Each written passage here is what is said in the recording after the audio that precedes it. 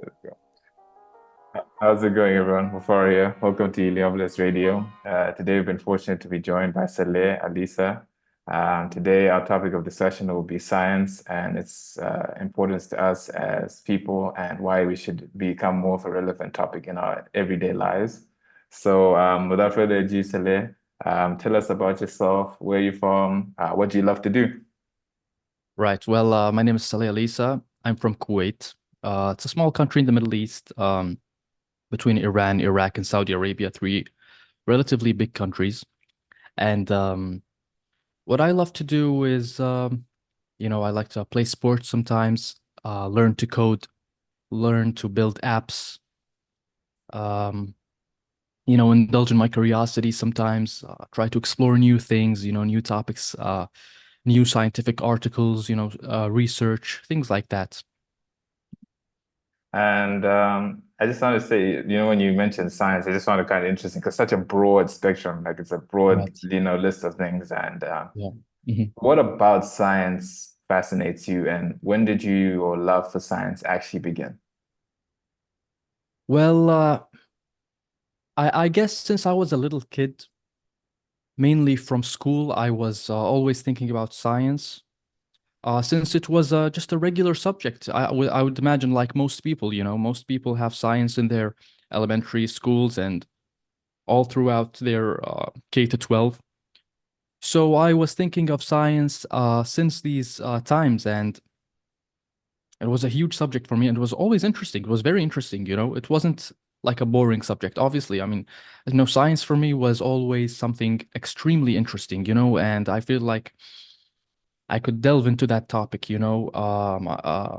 there's a natural curiosity uh, towards science, and I think science is just an organization of the human curiosity. It's just a procedural way to indulge in your curiosity.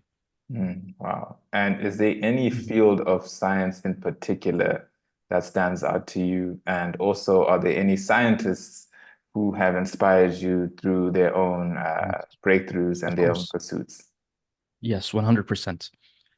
Well, the scientists that have inspired me include Albert Einstein, um, huge scientist.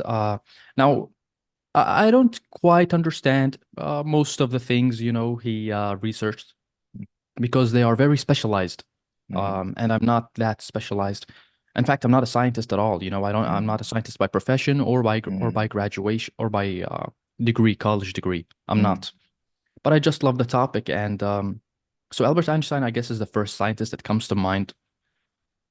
And I find myself uh keep coming back to physics, mm, to specifically electromagnetic radiation mm, and the electromagnetic spectrum. I mm. just find it so fascinating.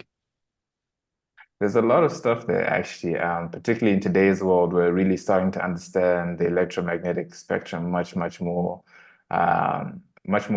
clearly, and also the detrimental effects of it. I think I'm sure you've Yes, seen people talking about the right. dangers of Yes, how some of the devices we've created, right. the electromagnetic fields, they affect Yeah, on our own body, yeah. and that's what. But I was Hmm. gonna ask, do you believe scientific knowledge is equally available all over the world? Do you feel like everyone around the world? I'm Zimbabwean by birth, so it's a Yes. relatively, the economic situation in our country, all the Yeah. political stuff Yes. that goes on. Yes. Um, I get the sense that, a lot of the issues we have as third world countries. I'm not sure what Kuwait is like. I'm sure Kuwait is significantly better. Um, but I feel like the Sure. opportunity and Yes. access to Yes. scientific knowledge is Mhm. not as good as it is for someone in America, Yes. somewhere in Exactly. Eastern Europe. You're right. Yeah. So I don't know. How do you Yeah. feel about that? I feel like, first of all, you are correct. Probably from what I see online, I've never been to Africa, unfortunately. I wish to go there in the future, but from what I see is that a large amount of the countries there, um, they don't have the infrastructure that is available in the so-called West, which is basically Europe, specifically Western Europe and the United States. Mm, And Kuwait, the country where I live and was born in uh, because of oil money since the Ah, 1920s or the 1940s, we mm, have afforded a better infrastructure that supports mm, Kuwait, because of that money. Even mhm, though science did not organically come from Kuwait or the Middle East, mhm, not for the past millennium at least, or let's say, to be safe, 600, 700 years. It wasn't science wasn't a big thing here at all. So it wasn't really part of the culture. So because of oil money, we were able to afford an infrastructure that helps us in a lot of ways, but science is still not very pervasive in the culture, No, people mm, don't generally discuss science or care about science that much. We just reap the benefits, the fruits of it, mm, which again the West produces. mhm. So you actually answered my second question is how strong is scientific education in your country? Right. And Right. so I guess in terms of scientific developments that are significant, is anything unique or special? We all hear stories that may not be publicized in traditional media today. Have Mhm. there been any scientific breakthroughs that have been done by scientists from Kuwait specifically? And it could be in any field, it could be in medicine, it could be in engineering, things that perhaps might actually impact the world. Have you read any stories or heard anything as of late? There are some individual scientists, like I know personally, but Mhm.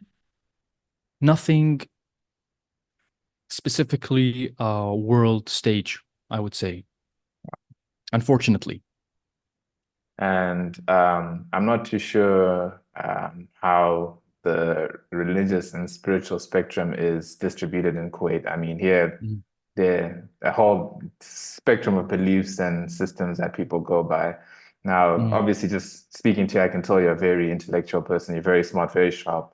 Oh, And thank you. I was going to ask, how do you believe science fits into spiritual and religious, I don't want to say belief systems, but structures, if you want to call it that. Mhm. Where does it fit into that? Because a lot of scientists predominantly they tend to stray away from the idea of God once they believe they can understand the phenomena of the universe, Right. its mechanism. So I Mhm. don't know how you feel about that. Well, for starters, I think that's a very dangerous thing to steer away from the idea of God. Mm, And I'm not talking about a man in the sky. I'm mostly talking about the God as the unknown, mm, God as a replacement for what we do not know. mm, Because simply from my empirical experience, my experiences basically, uh, I have realized that I keep getting mistakes over and over again. And in my 25 years of living, I don't see that as coming to an end, even theoretically. mhm. Wow. And so you Mhm. believe that because of our inherent flawed understanding of the universe, to stray away from the idea of God is really to affirm a certain level of knowing something that you actually don't know, that you can't or haven't actually physically Right, come to know yourself. right. It's that Mhm. dissonance. It's too dangerous to fall Yes, into that trap. yes. And so I guess I wanted to ask you, how do you feel? Where do you see Mm. science taking us in the near future? Because we're seeing AI is coming up, generative AI, all sorts of science is opening Yeah. so many Yes. doors and windows. It's actually Yes. quite scary. I've talked to a few people about Mm. us stepping into this almost, I'm not saying, I say it with utmost humility and sobriety, but almost a type of God complex because you're creating technology Right, that is making right. you impact things in such a way, at such a level. So where do you Yes. see technology taking us in the future, and how much of a positive direction do you think it's going? Oh, that's a very good question. I think, honestly, after the last couple of years in which I have left Kuwait, went to the United States, studied Mm, university there. mm, I went to Colorado first. I went to the University of Colorado Boulder, um, and then I transferred to Seattle, and then came back about two years ago in August of 2021. uh,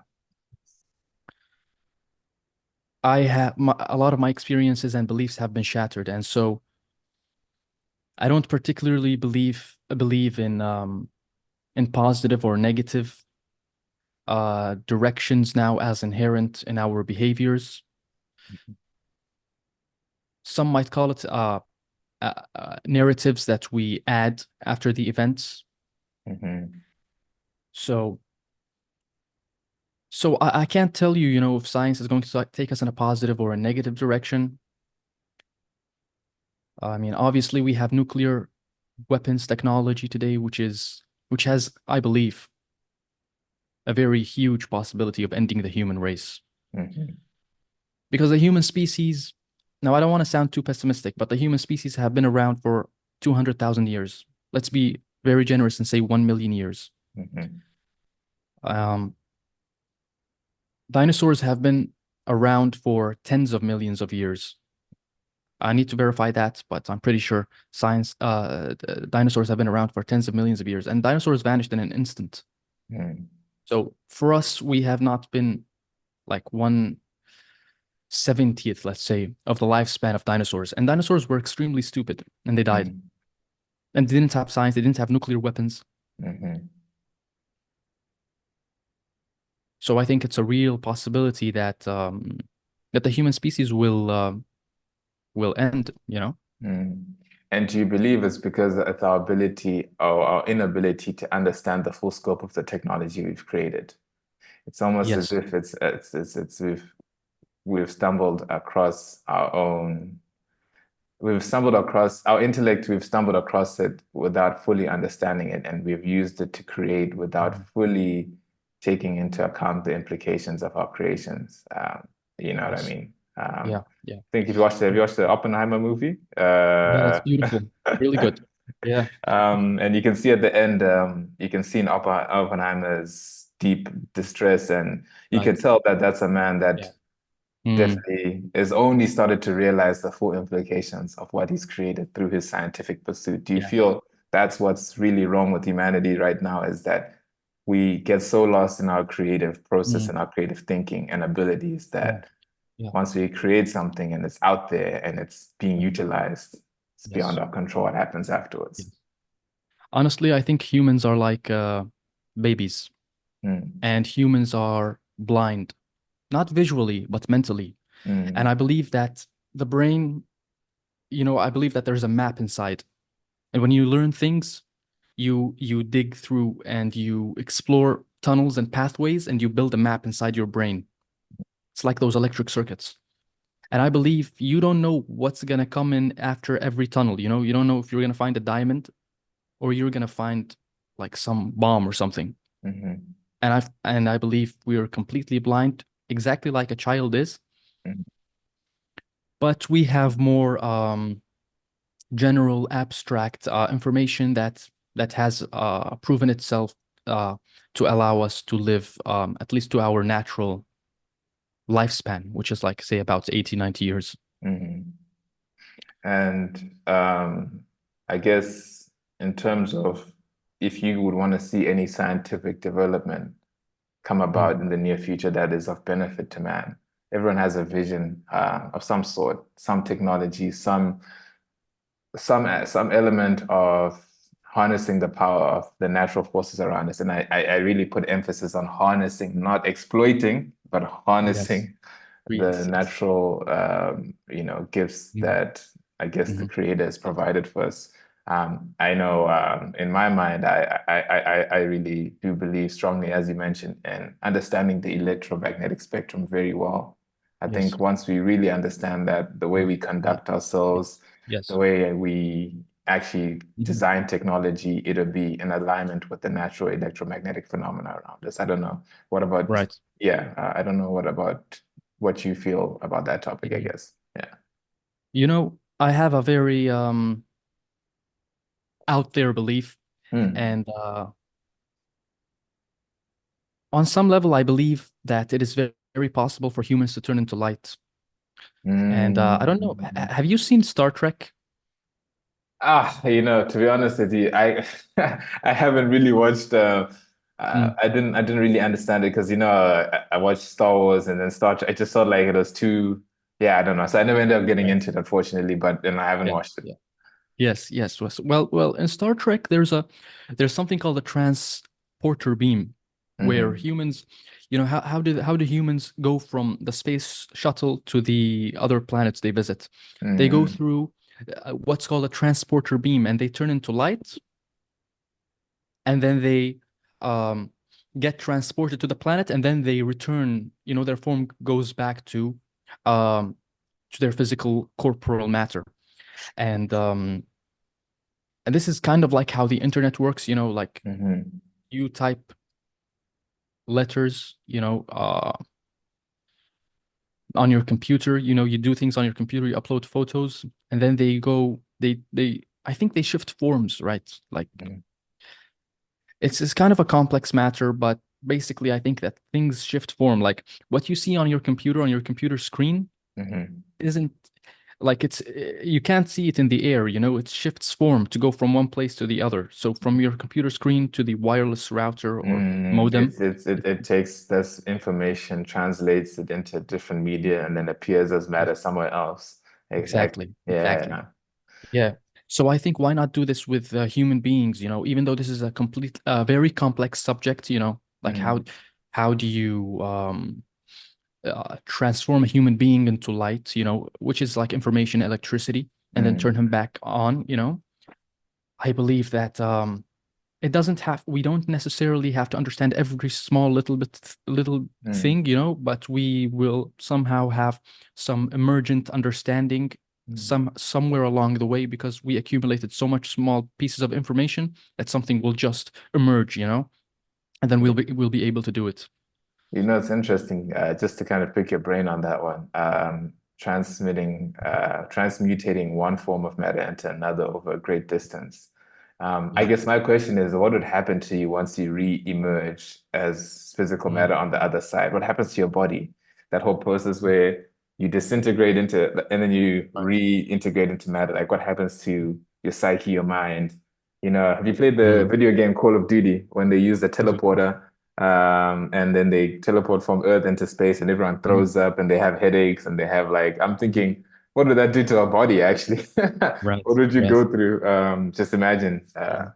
losing your entire form and then re getting That's it very, back in an instant. yeah. Hectic stuff. I think that's a very good question, actually. I mean, I don't exactly have the answer, and I haven't Yeah. like visualized it, but I would think that it's something along the lines of you don't feel anything, it's just information passing. Because the way I think of it is, it's like, a human baby Hmm. and a human old man, they have nothing alike, not their matter, not their skin, not like no molecule in a baby when they grow up to be an adult, a senior person, no Hmm. molecule in them is the same. Hmm. Not a single molecule in the bone, in the heart, in the eyes. All of that dies and Mm. completely transforms. And we go about that every day. We die I hear every you. day. Like bits Yeah. and pieces of us die every day, and No, I we're hear you just on an that. abstraction. No, very good point, actually. And so if we go through that on a natural cycle, why not Mhm. go through it on an accelerated sense? Right. It makes Yes. sense. It makes a lot of sense in that one. And obviously, I guess kind of coming to the conclusion of it, you're quite an introspective individual, and you obviously traveled as also you've been Thank you. exposed to Yes. different cultures, different systems. Yes. If people do want to connect with you, is there a Mhm. way, or are you open to having that happen? Do you have any social media or any social Yes. accounts that people can reach out to you and just maybe connect with you, have Yeah. conversations, maybe generic topics as well? Yes. Sure. Well, that people can connect to me through Twitter at my handle. It's at Polymath Hero. That's Polymath and then Hero Hero. I guess that's the best place to reach me online. And Party Math Hero. Got that. And I'll put that in the video and also in the description for those of you Great. tuning in. Thank And you. I guess the big one, I guess, to pick your brain one more time. Yes. What are your words of wisdom and advice for the audience tuning in today? No words of wisdom or advice. I just want to thank them all for tuning in, and I want to thank you for your time. Wow. No, that's cool. You're the first one to actually say. I was waiting for a quote or something, and it's like, thank you that's good. It's good. No, Saleh, it's been an absolute pleasure and absolute honor to have you on the podcast. And again, wishing you all the best. I know that you mentioned that you're doing coding and you're doing app development. I think that's a big thing Right. moving forward. Yes. I would Yes. like to believe it's a bit easier Mm. now that you don't have to learn code the hard way. I guess you can Yes. just Yes. use It's true. technologies now making it easier to Exactly. do that. Hmm. So Yes. yeah, no, wishing you all the best, brother, and it's been really good having you on the podcast. Thank you. I appreciate it, Mafaru. Thank you very much.